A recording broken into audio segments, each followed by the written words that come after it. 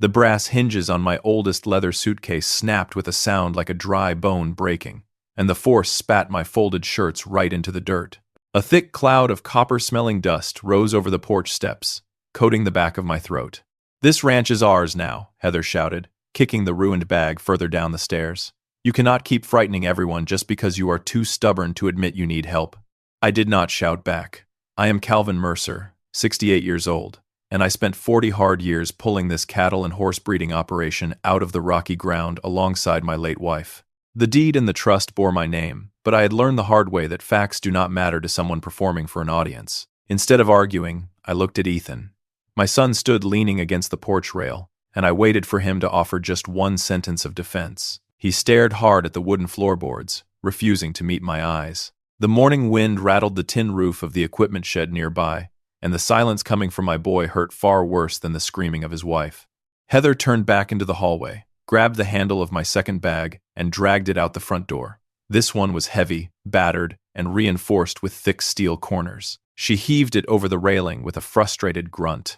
The heavy leather struck a stone hitching post at the bottom of the steps, splitting the bottom seam wide open, and a false wooden panel shifted loose. Tucked deep inside that hidden gap, wrapped tightly in Ruth's faded lilac handkerchief, was the edge of a black rectangular backup drive.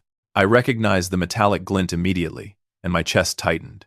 That old suitcase represented my past life, holding memories of Ruth and the trips we took when the herd was finally paying for itself. Heather assumed she was throwing out the useless garbage of an obsolete old man. She had no idea what that small, black rectangle actually held. Luis, my ranch foreman, and two other hands stopped working by the breeding barn. They stood perfectly still, watching the humiliation unfold from a distance. I took a slow breath, tasting the dry dust on my tongue, and asked my son one quiet question. "Are you asking me to leave my own home, Ethan?" He flinched. His shoulders dropped, and he finally looked up at me with red, exhausted eyes. "It is only temporary, Dad. Just until you agree to an evaluation, and until you stop interfering with the daily operations." Heather immediately stepped between us, framing her cruel eviction notice as deep family concern. She smoothed the front of her expensive silk blouse, raising her voice so the men by the barn could hear every single word. "The woman claimed I had endangered a valuable pregnant mare just 2 days ago because my mind was slipping. Reminding Ethan about the lost office invoices from last week, she insisted I was making wild, paranoid accusations against her to cover up my failing memory. "We are doing this because we love you," Heather announced. She walked gracefully down the wooden steps, offering to arrange a comfortable room in a senior living facility in town. She smiled brightly for the audience, playing the perfect, stressed caregiver beautifully. Then she stepped close to me. The scent of her expensive peppermint breath mint mixed heavily with the sharp, chemical smell of her hairspray. She leaned in, letting the public smile remain on her lips, and lowered her voice until it was nothing but a cold hiss. "You should have signed when I gave you the chance," she whispered. Only I could hear it.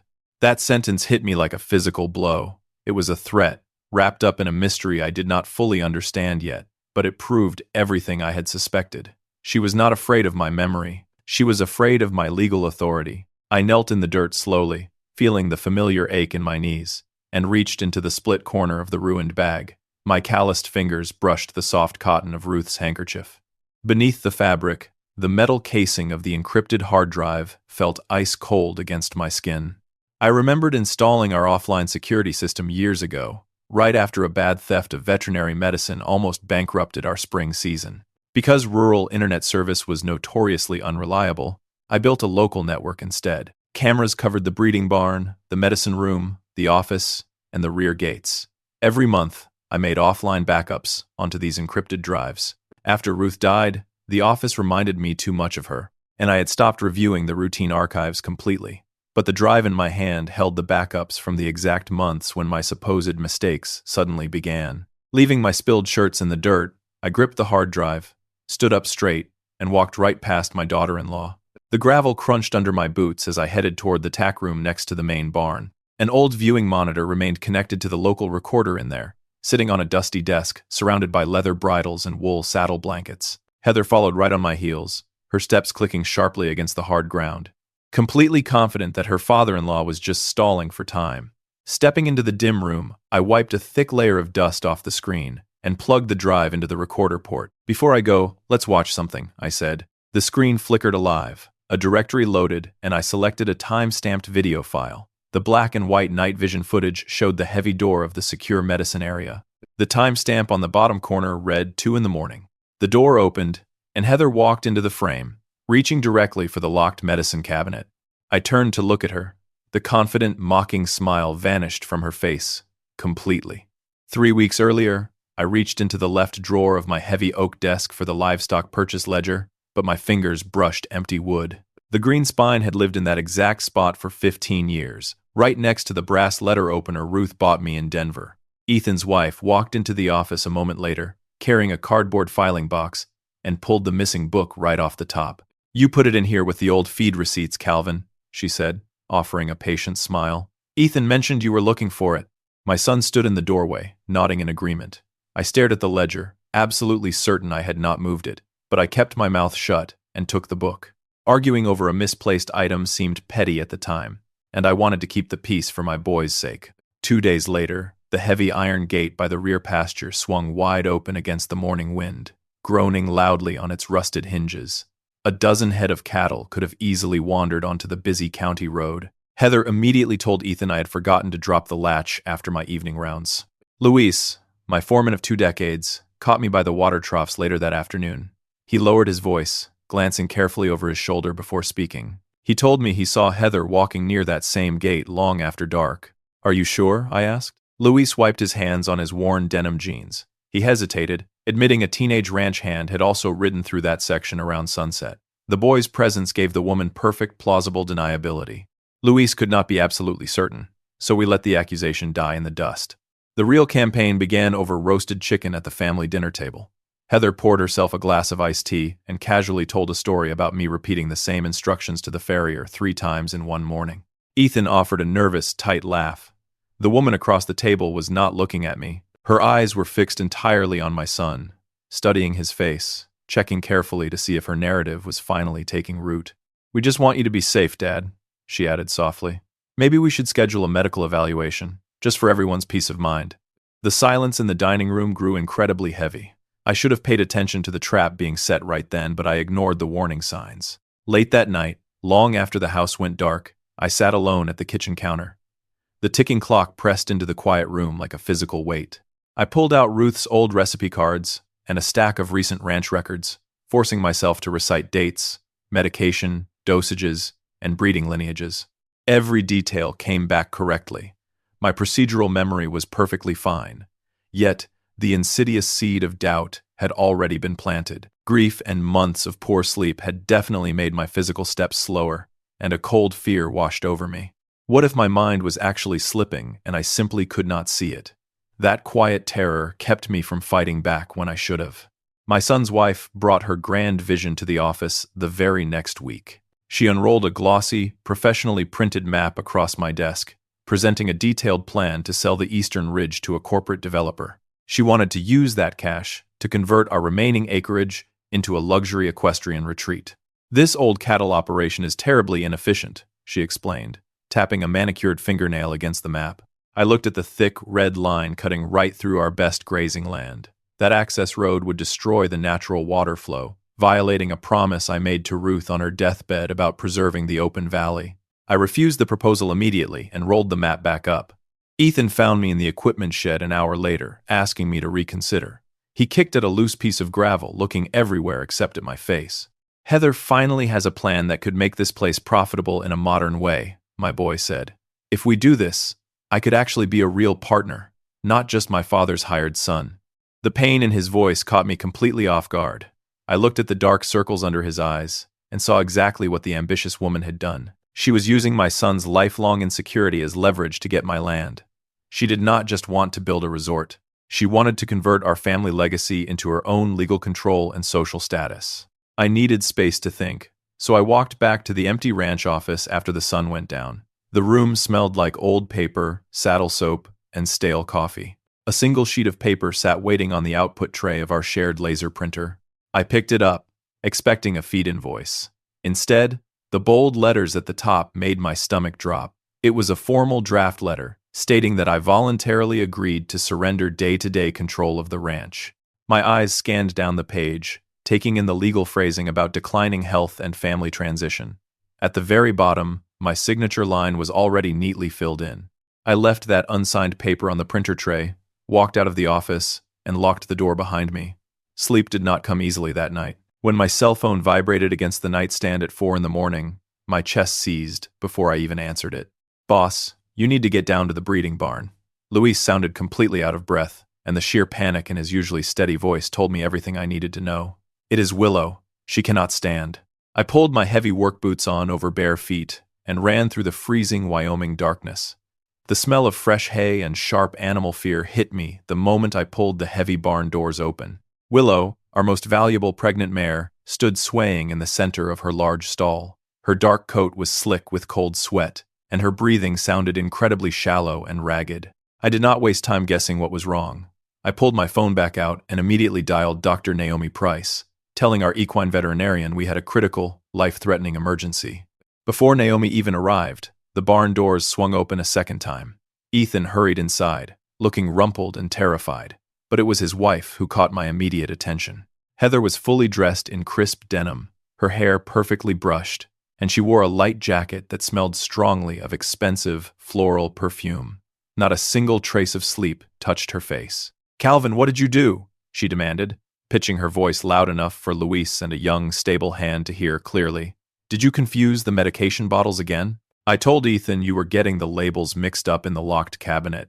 I froze, keeping my hand resting flat against Willow's trembling shoulder. I had not mentioned medication to anyone. I certainly had not mentioned the locked cabinet located at the very back of the secure medicine room. Naomi Price pulled her truck directly up to the barn entrance 10 minutes later. She carried her heavy medical bag into the stall, moving with the quiet, deliberate speed of a professional. After stabilizing the mare with a counteractant, the veterinarian wiped her hands on a clean towel and asked exactly who had accessed the medicine room over the past 12 hours. "We use a digital keypad system," I explained, keeping my voice steady despite the adrenaline pounding in my ears. "Every entry is logged by a personal code." "The system is completely unreliable," Heather interrupted smoothly. She stepped closer to the wooden stall, wrapping her arms around herself to look small and deeply concerned. "Calvin forgets his code all the time, and he frequently leaves those cabinets wide open during the day." Naomi did not argue with the woman. She simply drew a second vial of blood from Willow's neck, packed it carefully into a padded cooler, and caught my eye. "Do not throw anything away, Calvin," the doctor said quietly, pitching her voice just under the noise of the pacing horse. "Not a single empty bottle." As soon as Naomi drove away, I walked straight to the secure medicine room. The digital lock clicked open with my code. I pulled the heavy inventory binder off the metal shelf and flipped to the current week. One vial of strong veterinary sedative was missing from the physical count. I looked down at the written treatment chart. The latest entry noted a routine supplement, signed with handwriting that looked remarkably similar to mine.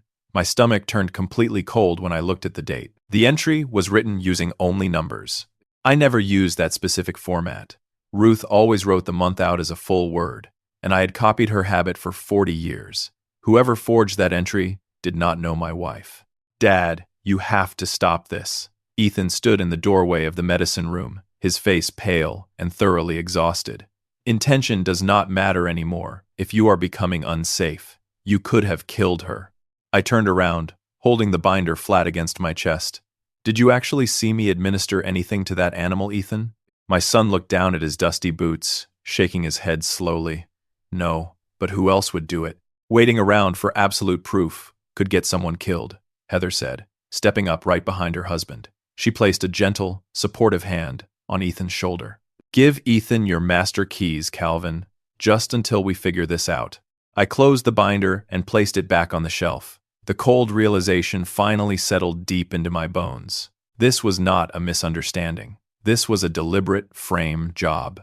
"No," I said, looking directly into Heather's eyes. "Your concern does not give you ownership of my property." The woman's gentle mask slipped for a fraction of a second. The corners of her mouth tightened, and her voice dropped its sweet, caring tone. "Ownership will not matter once a court sees exactly what you have done here today," she replied coldly. She turned and walked out of the barn, pulling a silent Ethan along with her. I stayed with Willow until the sun came over the eastern ridge. At 9 o'clock in the morning, my phone rang again. Naomi Price was on the other end, calling from her private office line. The lab rushed the blood work, the veterinarian said bluntly. Willow received a heavy dose of a specialized sedative that was never prescribed for her. Based on the metabolization rate, it was administered sometime between 11 last night and 1 in the morning. I gripped the wooden stall door tightly. From 6 in the evening until 2 in the morning, I had been sitting at the Sheridan Livestock Association annual dinner. I was surrounded by 200 local ranchers, a county judge, and the mayor. I had an unbreakable alibi. The animal crisis was not an accident, and it was certainly not routine sabotage. Someone was systematically building a legal case to prove I was mentally unfit to run my own life. Before I could process the massive scale of the lie, Luis walked into the quiet barn. He carried a heavy coil of rope over his shoulder, but he was not looking at the horses. He walked straight up to me, his jaw set in a hard line. "Calvin," my foreman said softly. When I came in to check the early feed bins around 5, Heather was already in the main office. I saw her delete something from the barn computer. She emptied the trash folder right in front of me. I looked toward the main house. The current computer files might be gone, but the local recorder hidden in my office automatically backed up to external drives every 30 days, and the latest cycle had just finished. The grainy night vision footage rolled on the dusty monitor in the tack room. I watched my daughter-in-law turn away from the locked medicine cabinet and step toward Willow's wide stall. Because of the camera angle, the thick wooden posts blocked a clear view of her hands. I could not see the actual injection. Heather crossed her arms tightly over her chest, lifting her chin to regain some control of the room. "I was checking our emergency supplies, Calvin," she said, her tone smooth and entirely dismissive. "We had an animal down. Someone had to make sure we were prepared." I did not point out that she had blamed me for mixing medications before she even knew what was wrong with the mare. I simply looked at Ethan. My son stepped closer to the screen, his eyes wide and uncertain. "Dad, could that timestamp be wrong? The power went out last week during the storm. Maybe the clock reset itself." The local recorder synchronizes daily with the main office server. "Ethan," I explained quietly, leaning against the heavy wooden desk. "The time is accurate to the second." Ethan swallowed hard, staring at the frozen black and white image of his wife standing by the medicine cabinet. He refused to look at her, and he absolutely refused to accuse her. The silence in the small room stretched out, heavy and suffocating. That was the exact moment I realized my boy was not confused by the evidence. He was terrified of what it meant for his life. Heather suddenly stepped forward, reaching directly for the small black drive plugged into the side of the monitor. "This is ranch property," she declared. "It belongs in the main office." I moved faster than she expected. I closed my large, calloused hand securely around the metal casing, blocking her delicate fingers. "This ranch belongs to the revocable trust, Heather," I told her, keeping my voice dangerously low, "and I control the trust." Luis stepped smoothly between us, moving with the quiet grace of a man who spent his whole life around unpredictable animals. He did not touch either of us, but his solid presence forced the angry woman to take a step back. I pulled the drive loose and slipped it securely into my heavy coat pocket. I needed to protect that archive above all else. Instead of marching back to the main house to pack the rest of my scattered belongings, I chose to walk away. I drove my old truck down to the small guest cabin near Luis's sister's place, choosing strategy over immediate anger. I spent the afternoon carefully photographing the damage to the battered suitcase and writing down every detail of the morning's confrontation. Early the next morning, I drove into Sheridan and walked into the law offices of Mara Bennett. She was a sharp, no-nonsense attorney who specialized in agricultural property and had updated the ranch trust after Ruth passed away. I sat across from her wide mahogany desk, pulled the backup drive from my pocket, and explained exactly what happened on the porch. Mara listened without interrupting once. When I finished, she picked up a heavy silver pen and pointed it directly at me. "Do not post this footage anywhere, Calvin," she instructed firmly. "Do not threaten her with it, and absolutely do not plug this original drive into your personal laptop again. If she claims you manipulated the files, we need the metadata perfectly intact." I agreed, realizing how close I had come to making a devastating emotional mistake. Mara immediately called in a forensic technician to create secure, verifiable copies of the drive, while the original unit went straight into her fireproof office safe. An hour later, the technician opened the copied archive map on a large monitor in the conference room. The drive held extensive folder indexes, system logs, and specifically selected video archives. I cross-referenced the dates of the saved clips with the calendar in my pocket. They matched the staged incidents perfectly: the missing ledger, the open gate, and then I saw a file labeled with the main office camera, dated late on a Tuesday night. "Play that one," Mara directed, leaning forward in her leather chair. The video showed our familiar ranch office, illuminated only by the glow of the computer monitor. Heather sat at my desk, talking quietly with a man wearing an expensive, tailored suit. I recognized Grant Vale immediately. He was the aggressive corporate developer who had been pushing to buy the Eastern Ridge for months. The hidden microphone picked up their conversation perfectly. "He is not going to sign this, Heather," Grant said, tapping a thick stack of papers on the desk. "The old man is entirely too stubborn." My daughter-in-law smiled, a cold, calculating expression that chilled my blood. "Do not worry about Calvin. Once the old man is out, the signatures will not be a problem." Mara paused the video abruptly, freezing the image on the screen. She pointed her pen at the paused frame, directing my attention to the thick stack of papers resting right beside Heather's hand. The camera resolution was just sharp enough to read the bold, capitalized heading printed across the very top page. It read, "Durable Power of Attorney." Mara zoomed in on the high-resolution image captured from the office camera, adjusting her gold-rimmed reading glasses as the frame filled her desk monitor.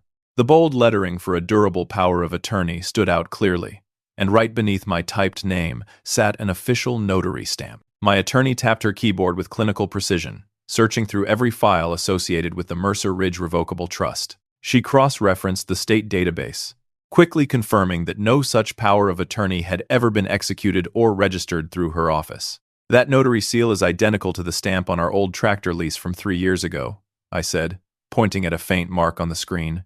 "Notice the small ink smudge along the bottom rim. That smudge happened when the notary dropped her stamp on my desk while we were signing the equipment papers." Mara jotted a note on her legal pad, her yellow pencil making a rhythmic scratching sound against the paper. If she digitally lifted an old notary block and pasted it onto a newly created form, that moves her actions directly into felony forgery. But a fraudulent piece of paper is only dangerous if she has an immediate venue to enforce it. The lawyer reached across her desk and turned a printed community calendar toward me, pointing to an entry scheduled for the coming Tuesday evening, exactly 5 days away. Heather had organized a special presentation at the Sheridan County Ranch Cooperative Hall, inviting neighboring property owners, local bankers, and agricultural lenders. "Your daughter-in-law is planning to publicly announce a strategic partnership with Grant Vale," Mara explained, her tone remaining calm and measured. "A vote of confidence at that meeting will not legally transfer your title, but it creates massive public momentum. If the local community believes you are stepping down due to failing health, it puts overwhelming pressure on Ethan to go along with the transition." We were working against a brutal ticking clock. The formal option agreement drafted by the developer specified a closing window of 10 days, which meant the ambitious woman was rushing to lock everything in place before anyone began questioning my sudden absence from ranch operations. Mara adjusted her screen again, opening a public business registration document pulled from the Secretary of State website. 4 months earlier, my son's wife had quietly registered an entity named High Plains Advisory, listing a private mailbox on the north side of town as the corporate headquarters. Before we could analyze the corporate filing further, the heavy oak door to the law office creaked open. Luis Ortega stepped into the room, holding his worn felt hat tightly in both hands. My foreman looked uncomfortable standing on the polished hardwood floor, but his jaw remained set in a hard line. He pulled a folded stack of crumpled papers from his denim jacket pocket and laid them flat on the desk. "These are the original medication inventory sheets from the barn cabinet, Calvin," Luis said softly, looking me straight in the eye. "Heather ordered me to throw them in the burn barrel 2 weeks ago, claiming they were outdated clutter." I looked down at the handwritten numbers. "Why did you keep them, Luis?" My foreman glanced down at his leather work boots for a brief second.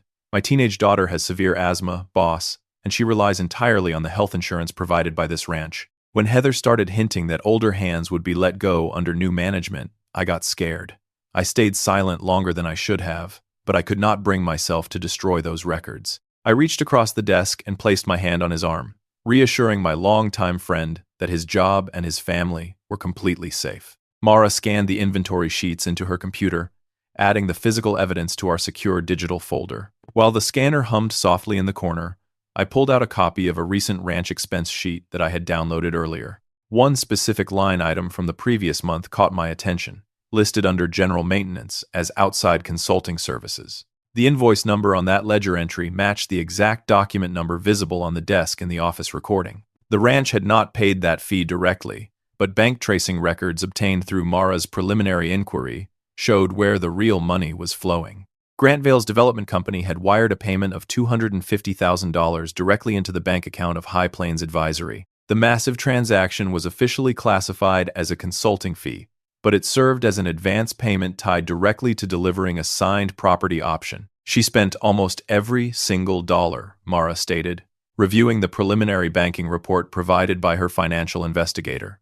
The money did not stay in the business account. Your daughter-in-law transferred $70,000 to clear her personal credit cards, paid off years of back taxes, and sent $90,000 to an architectural firm in Denver for luxury resort blueprints. The full extent of her desperation stood completely exposed. Heather could not simply walk away from this scheme or quietly abandon the deal. She had already consumed $250,000 of the developer's money, and if she failed to deliver my signature or control of the trust, Grantvale would ruin her both legally and financially. She was trapped in a corner of her own making, which explained why her campaign to prove me incompetent had become so aggressive and reckless. A sharp knock rattled the office door, making all of us turn toward the entryway. The door swung open slowly, and my son stepped into the room. Ethan looked hollowed out, dark purple bruises haunting the skin under his eyes, and his hands shook uncontrollably as he clutched a thick manila envelope against his chest.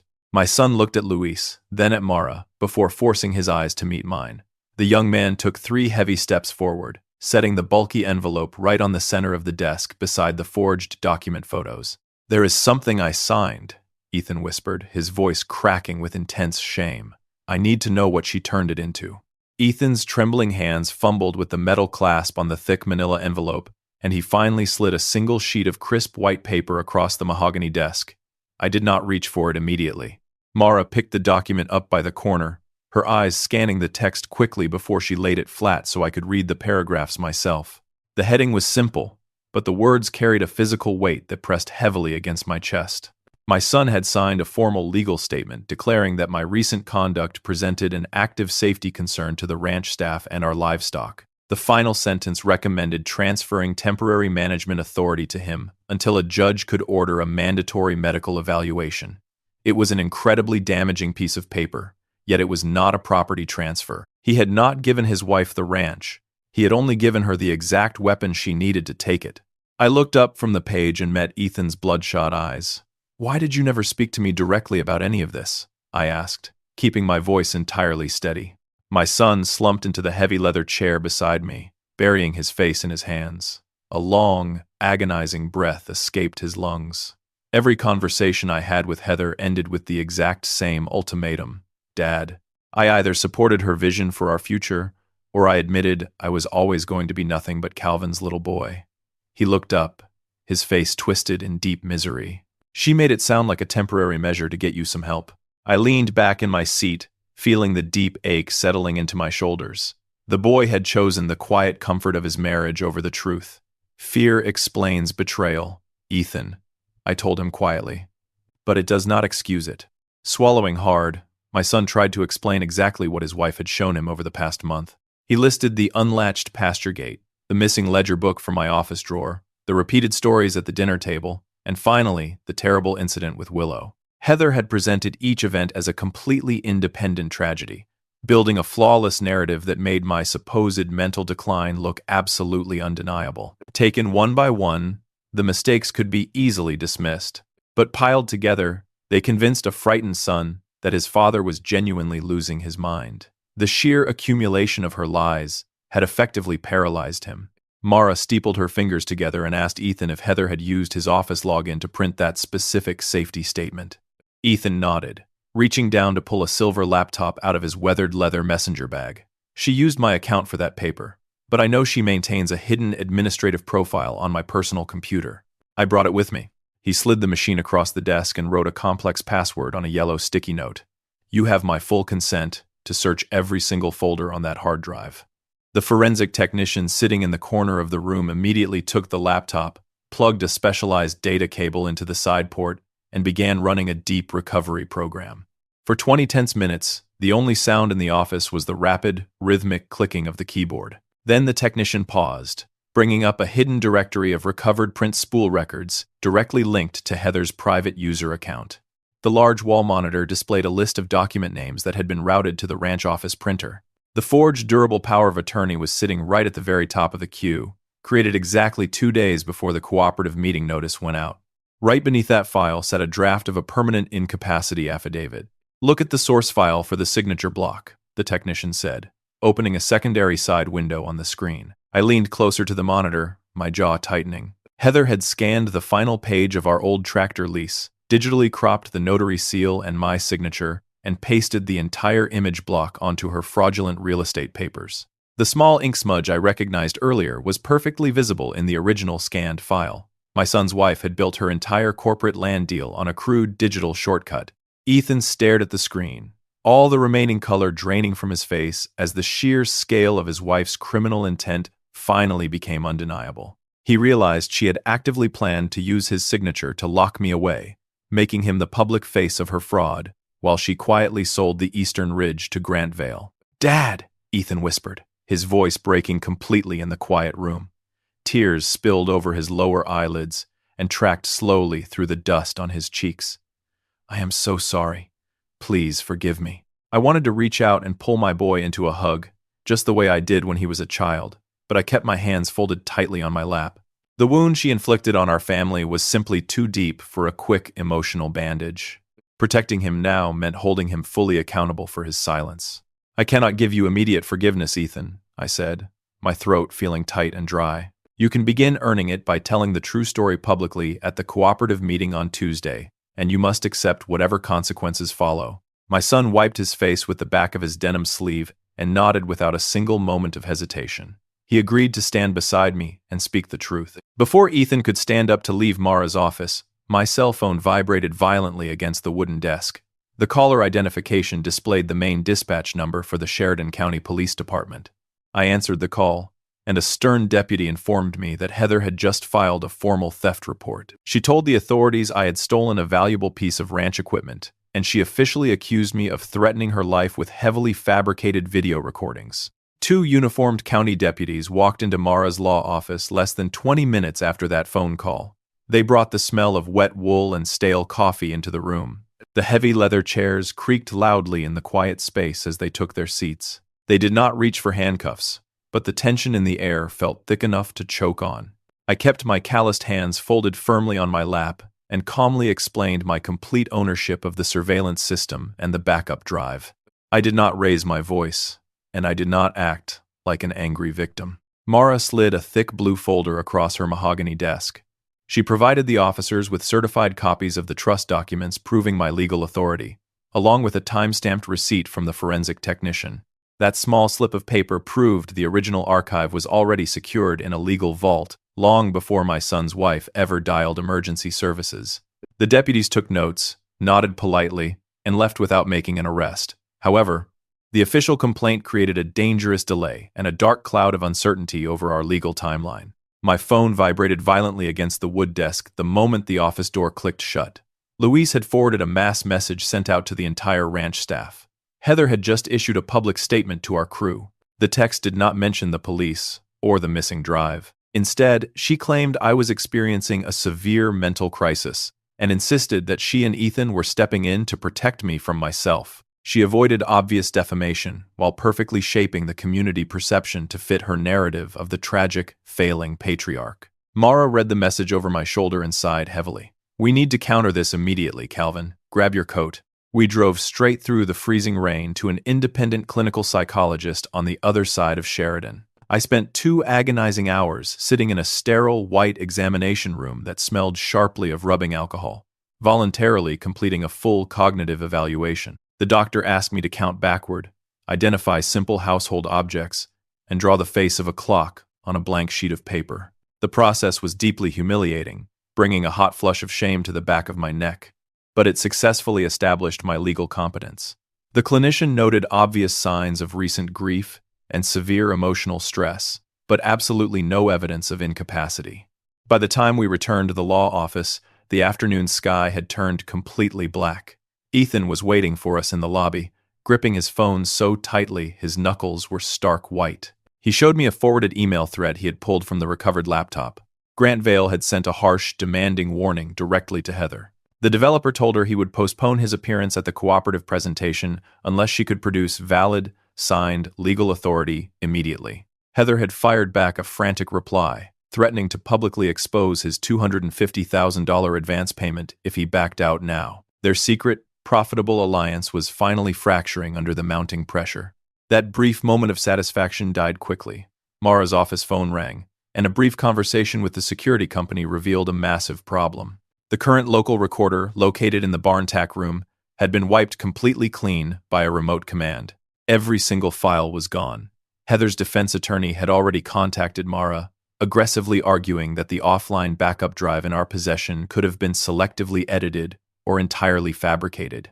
For several terrifying hours, I sat in the dim office, listening to the rain hit the glass, fearing that the digital metadata alone would not be enough to hold up in a courtroom. I stared at the blank wall, thinking about the old ranch and the woman who helped me build it. Then, a sudden sharp memory broke through the rising panic. "Mara," I said, sitting up straight in my chair, "when Ruth was still alive, the insurance company required strict proof of our security measures. The local system was programmed to automatically email monthly hash reports and archive indexes to an old web account she created just for the underwriters." Mara's eyes widened. Her fingers flew across her keyboard as she requested the login details. Within 10 minutes, my attorney obtained the untouched, automated security reports directly from the internet provider.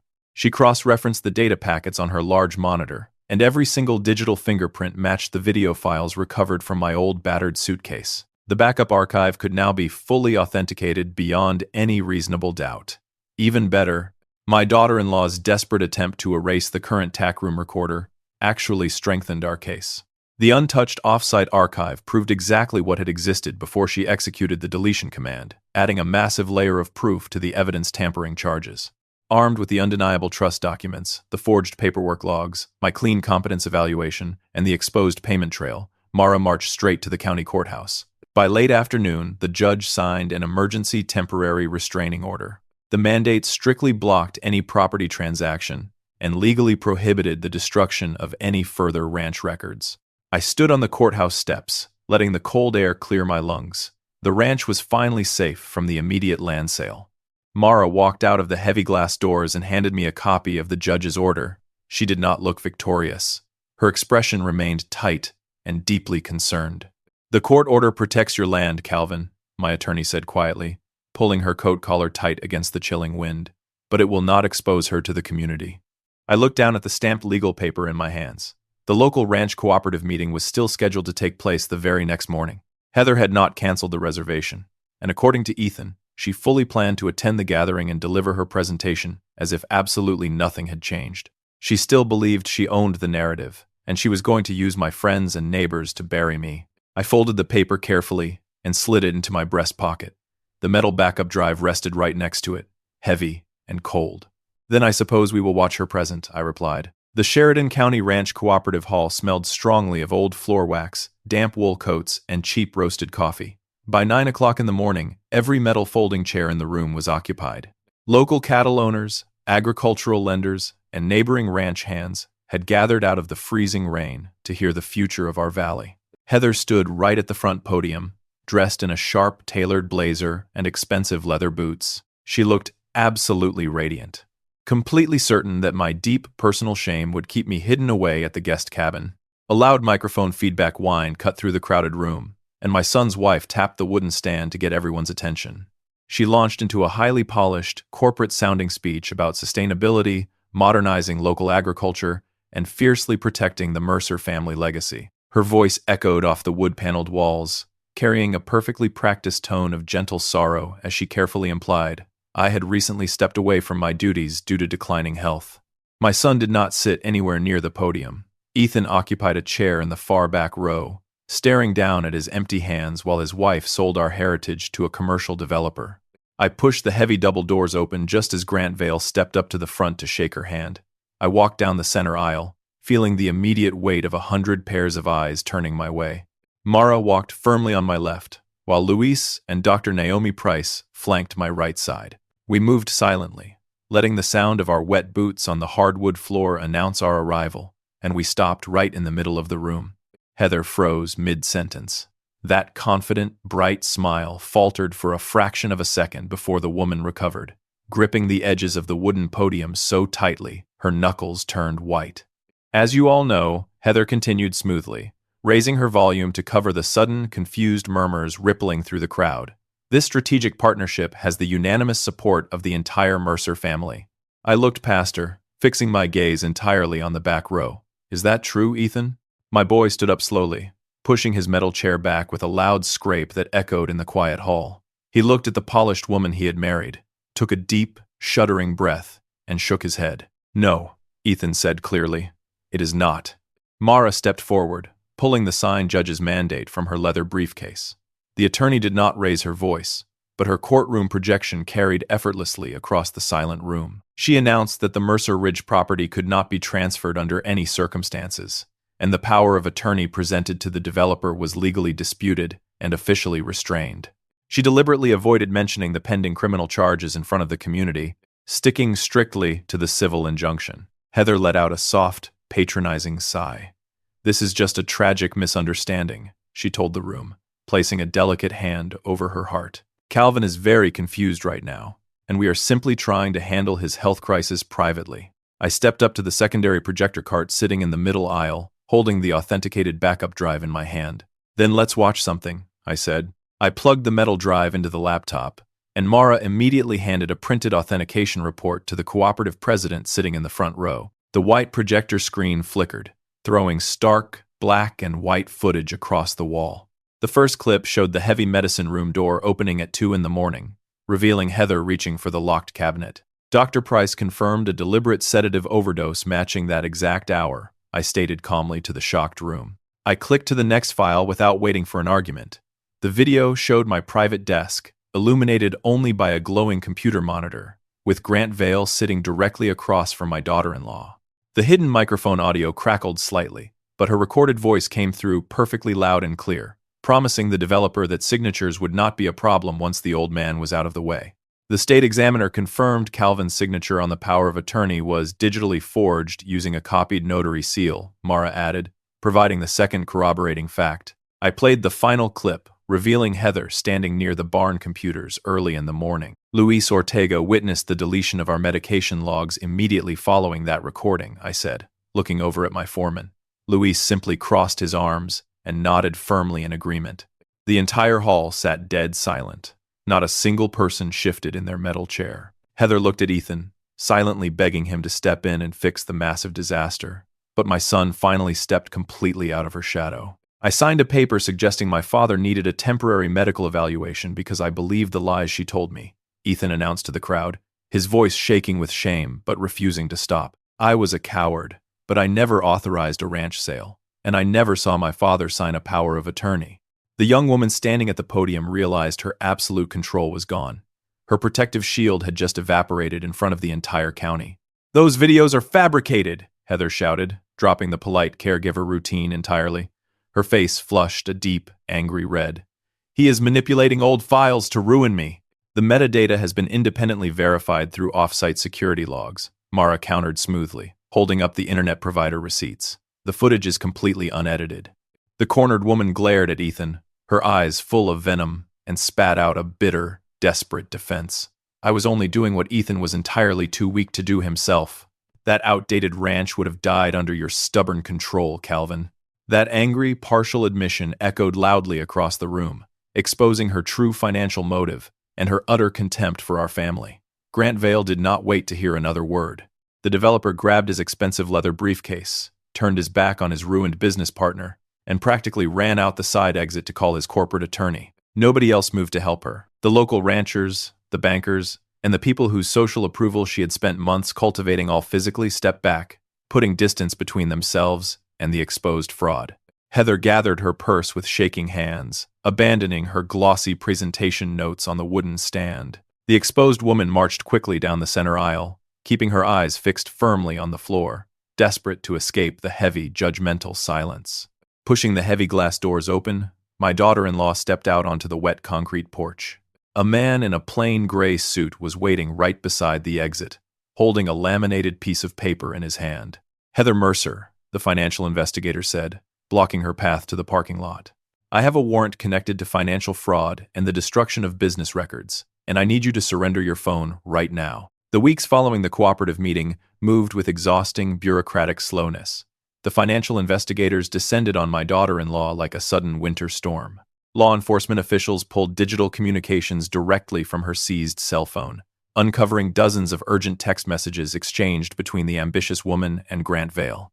Those recovered electronic files led the detectives straight to the High Plains Advisory bank accounts, and they eventually found the early drafts of the forged paperwork hidden securely on her personal computer hard drive. The long trail of digital breadcrumbs confirmed exactly how she planned to secure the $250,000 advance payment.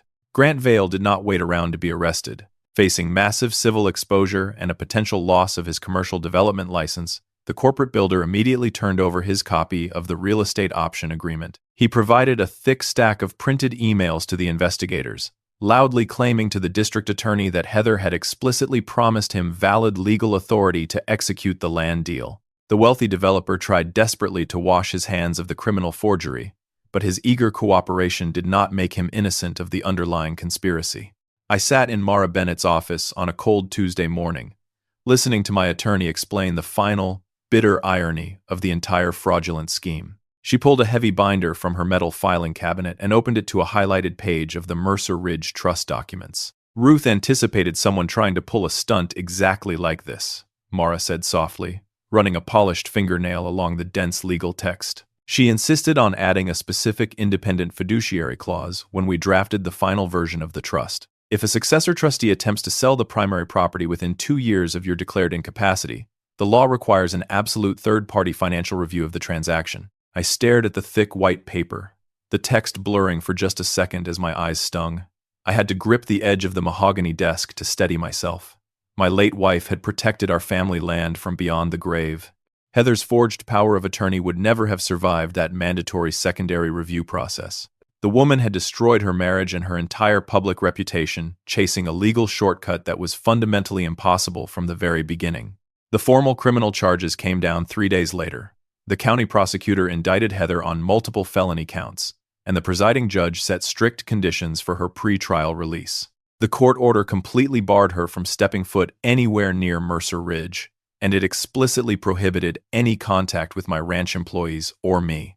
Ethan drove his dusty truck up to the main house later that same afternoon. My son looked completely hollowed out, carrying a worn cardboard folder under his right arm. He stood in the kitchen, watching me pour 2 cups of black coffee, and quietly announced that he had just filed the formal divorce papers. "She was going to let me take the fall, Dad," Ethan explained, staring down at his dark reflection in the steaming ceramic mug. "If the title company discovered the fraud during the closing process, my signature on that safety statement would have made me the legal face of the entire transaction. She planned to use my name as her human shield." I slid a small sugar bowl across the granite counter. "Divorce is your personal decision, Ethan. It is not a payment for my forgiveness." He nodded slowly, tracing the rim of his cup with a shaking finger. He asked if he could pack up his things and return to his old management role on the ranch. The exhausted man simply wanted everything to go back to the way it was before she arrived.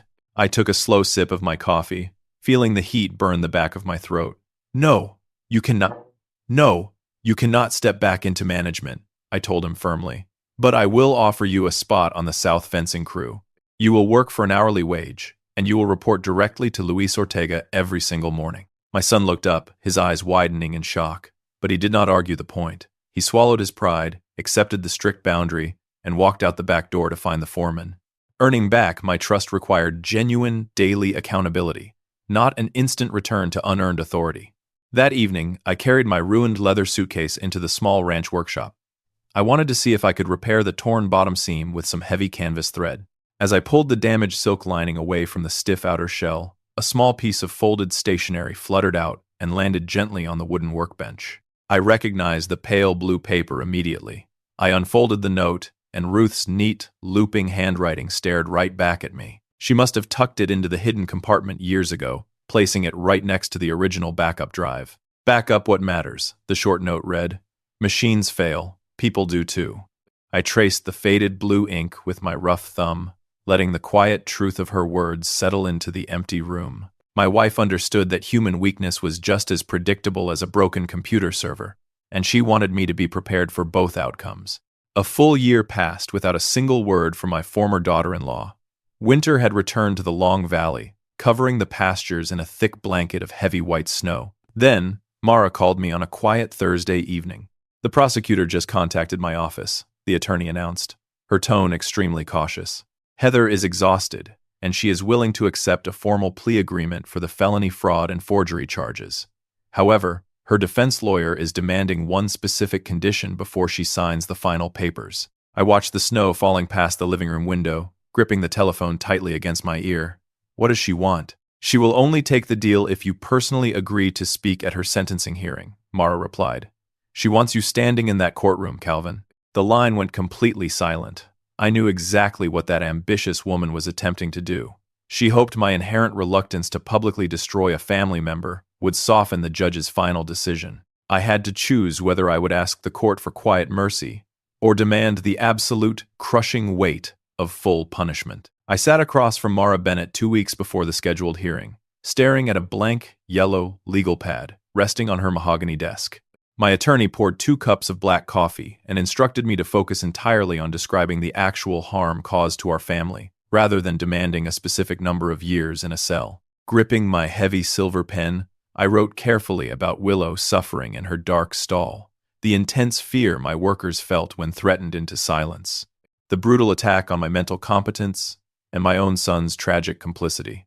The very next morning, the ambitious woman made her final desperate play to control the narrative. Her defense counsel forwarded a formal, highly polished letter offering full cooperation regarding the missing funds, claiming, "My former daughter-in-law only committed those crimes to save our failing agricultural business." The document completely avoided naming any of the actual people she had hurt. I dropped the crisp paper directly into my office trash can, easily recognizing that regret without genuine responsibility was simply another calculated performance. The county courtroom smelled heavily of lemon polish and old wood on the day of the sentencing. I stood firmly at the wooden witness podium, looking directly at the judge instead of the defendant sitting 20 feet away. "Heather Mercer did not merely try to steal my land," I said, keeping my voice perfectly steady and clear. "She tried to steal the very meaning of my age, turning my honest grief into incompetence, and she deliberately made my love for my son into a weapon against me." I gripped the edges of the heavy podium, taking a slow breath. I asked the court not to confuse her corporate sophistication with actual remorse. The judge nodded slowly, shuffling a thick stack of legal papers on his elevated desk. Because the defendant had finally accepted a comprehensive plea agreement, the final legal outcome was already decided. Heather officially pled guilty to felony fraud, forgery, evidence tampering, and 1 serious count related to animal cruelty. The heavy wooden gavel fell, officially handing down a 4-year sentence in the state prison system. The court mandate also included mandatory financial restitution, supervised release, and strict no-contact restrictions regarding my employees and me. The financial and social dominoes fell rapidly after the quiet courtroom finally emptied. High Plains Advisory was completely dissolved by state regulators, and her heavy restitution debt permanently attached to any future earnings she might somehow secure. Grant Vale quietly settled our civil claim to avoid a public trial, lost his corporate development project entirely, and faced a severe professional licensing investigation. Over at the community hall, the local ranch cooperative voted overwhelmingly to reject any future access corridor through Mercer Ridge. To ensure nothing like this could ever threaten our valley again, I legally changed how our property would be governed. I officially appointed Mara's law firm and an independent agricultural fiduciary as mandatory co-reviewers for any future property sale. This permanent trust update safely prevented any single family member from ever controlling the estate through emotional pressure. Spring slowly thawed the frozen pastures, bringing a much-needed quiet back to the land. Ethan spent his mornings working directly under Luis Ortega, sweating through his denim shirts as they repaired the long miles of cedar perimeter fences. I absolutely refused to restore his management authority, but our awkward afternoon conversations slowly became honest. "I kept asking you to keep the peace because I was too afraid to tell the truth," Ethan finally admitted one afternoon, wiping dark axle grease from his calloused hands. I looked at the heavy wooden fence post he had just set firmly into the damp ground. "Peace built on one man's silence belongs to the liar," I answered softly. Later that evening, I sat alone in the dim ranch workshop with a heavy spool of thick canvas thread. Instead of throwing my damaged leather suitcase into the burn barrel, I carefully repaired the torn bottom seam. I placed the black backup drive into a secure, fireproof evidence safe, but I kept Ruth's faded lilac handkerchief tucked right inside my breast pocket. My wife's final hidden letter still echoed in my mind.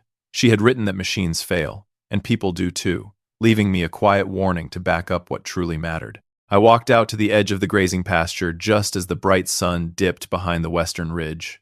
Willow stood calmly in the tall green grass, gently nudging her healthy new foal toward the metal water trough. Ethan stood nearby, leaning his tired shoulders against the wooden rails, but he stayed several feet away from me. My son kept that respectful distance until I explicitly stepped aside and made room at the fence for him to join me. I watched the evening wind ripple through the valley.